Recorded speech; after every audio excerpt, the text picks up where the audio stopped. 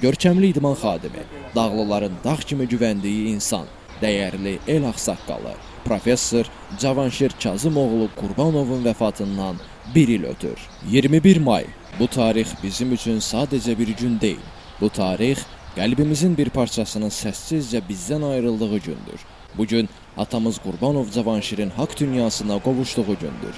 O gündən bir il keçir, amma elə bil zaman bizim üçün həmin gündə dayanıb. Çünki bəzi insanlar dünyadan köçəndə təkcə bir insanı yox, bir ocağın istiliyini, bir evin gücünü, bir ailənin arxasını da özü ilə aparır. Atamız bizim üçün sadəcə ata deyildi. O, evimizin dirəyi, ocağımızın qüruru, nəslimizin müdrik ağsaqqalı idi.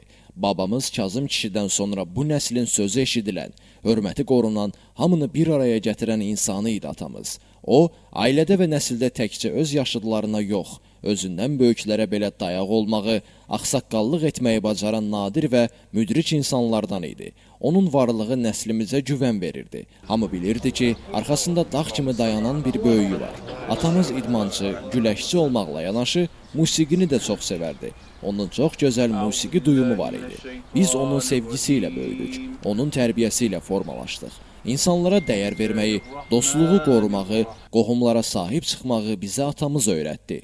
Mənim yaraşıqlı atam, sən bizim nəslimizin əbədi ağsaqqalı, əbədi uca çınarısan. Elə bir uca çınar ki, bugün sənin soyadını daşıyan bütün qohumların və onların övladları belə sənin adınla tanınıb sayıldıqları üçün qürur duyurlar. Sənin qoyduğun yol, verdiyin tərbiyə və qazandığın hörmət bu nəslin yaddaşında əbədi yaşayır. Bugün nəvələrin də sənin adını sevgi və qürurla xatırlayır.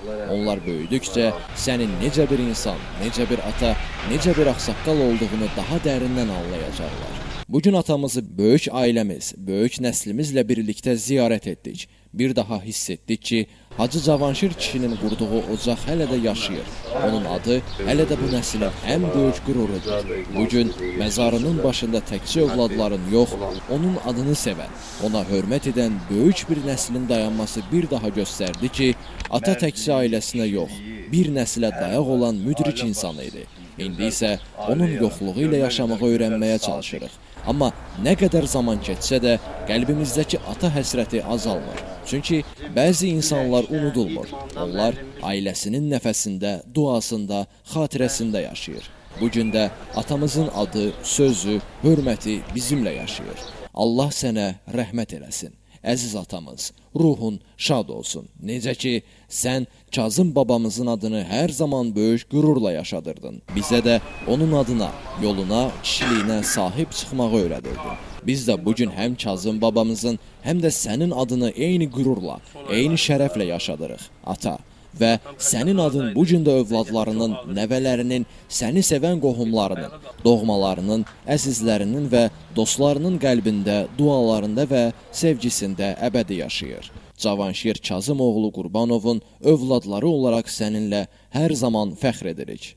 Bu sözləri Cavanşir İdman Klubunun prezidenti, prezident təqaüdçüsü Polkovnik Mircəlal Qurbanov atasının əziz xatirəsinə dərin ehtiramla öz Facebook səhifəsində paylaşmışdır. Bu sözlər təkcə bir övladın ata həsrəti deyil, həm də bir nəslin öz ağsaqqalına, kökünə və mənəvi irsinə olan sonsuz bağlılığın ifadəsidir. Xızı TV olaraq Cəlal müəllimə və Qurbanovlar ailəsinə dərin hüzünlə baş sağlığı verir, mərhum professor Cavanşir Kazımoğlu Qurbanovun əziz xatirəsini böyük hörmətlə yad edirik. Dağlıların dağ kimi güvəndiyi, bir nəslin arxalandığı insan Cavanşir Kazımoğlu Qurbanov. Onun adı, qoyduğu iz və mənəvi irsi daim yaşayacaq.